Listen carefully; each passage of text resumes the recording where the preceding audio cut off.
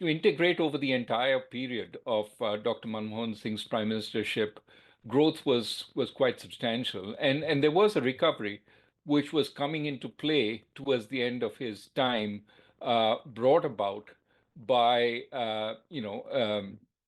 sensible policies in response to the global financial crisis. To some extent, we had a substantial amount of fiscal stimulus in response. Perhaps we stimulated too much, but we started tightening.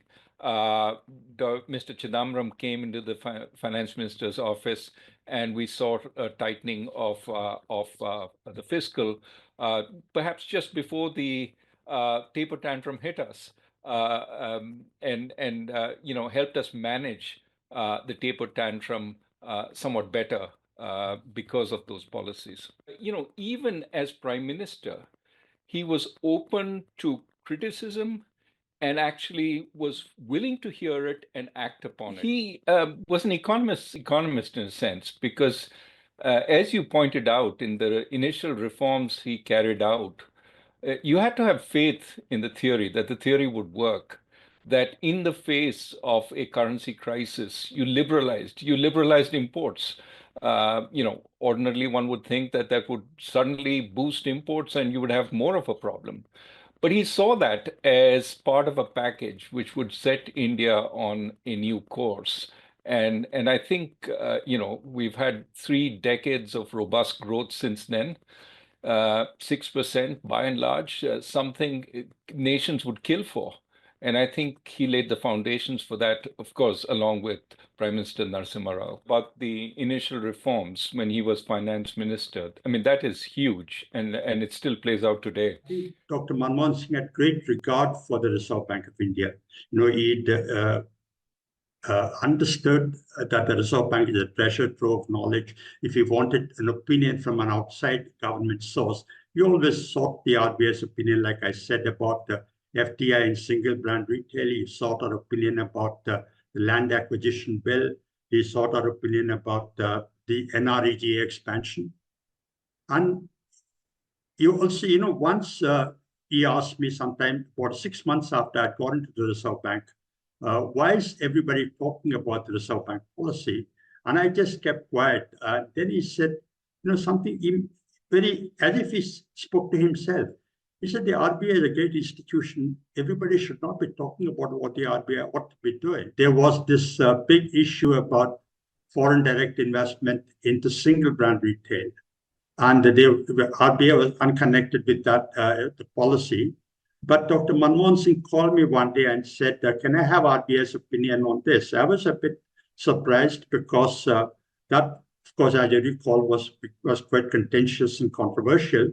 But he had that regard for the RBI, and he asked for the RBI's opinion on FDI into retail, how the government should approach that. So I think Dr. Manmohan Singh had a great impact on the rise of entrepreneurism across the country and on getting foreign investment into the country, and therefore thereby improving technology within the country. I think he was the right man at the right moment for India to drive the economic liberalization. The fact that he himself was not an instinctive liberalizer, but he had the intellectual courage and flexibility to change his mind and champion economic liberalization, also very famously echoing some of the sentiments of Mr. Milton Friedman by saying that the time for free lunch was over, etc. When he when he spoke at the parliament, all those things are etched in people's memory. And to a large extent, the fact that India's growth rate post-1990s has picked up obviously owes a lot to the liberalization pursued at that time with the political support provided by the then Prime Minister, Mr. Narasimha Rao. And Dr. Manmohan Singh, therefore, will have an important place in the economic history of India. Well, the various measures that we introduced at that time can be broken up into 2 parts. One is ensuring stability, and the other is introducing structural reforms which will prevent the occurrence of crisis of the type that we had in 1991. Obviously, stability is important because we need to have a stable economy before we can introduce the reforms, and therefore the twofold approach to the reforms is critically important. I think the finance minister then was the Manmohan Singh, and I was the deputy governor at that time. We negotiated it in such a way that we did go through the two-stage implementation of the devaluation. Okay. I think there is a lot written about it, and that I ought to say that he stood by me because I was asked to do implement the decision, and I did it. Okay. When questions were asked in the parliament, he defended the Yes. of sending out the gold.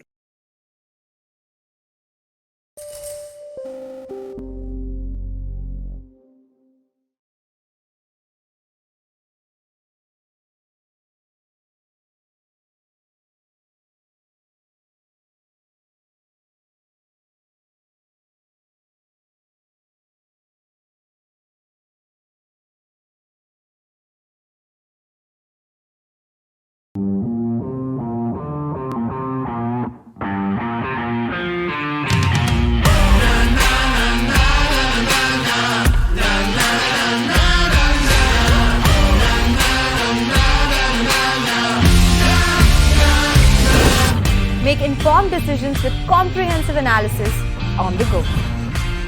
Strengthen your portfolio with real-time market updates on the go. Create effective strategies with insightful expert opinions on the go. Grow on the go with CNBC-TV18, now streaming live 24/7 on YouTube. The last hour. Anything can happen between the bells. But what happens during the last hour is what matters the most. The biggest market swings.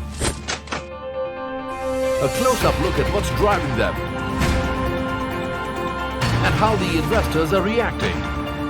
Watch the most seasoned market mavens guide you through the most important hour of the trading day.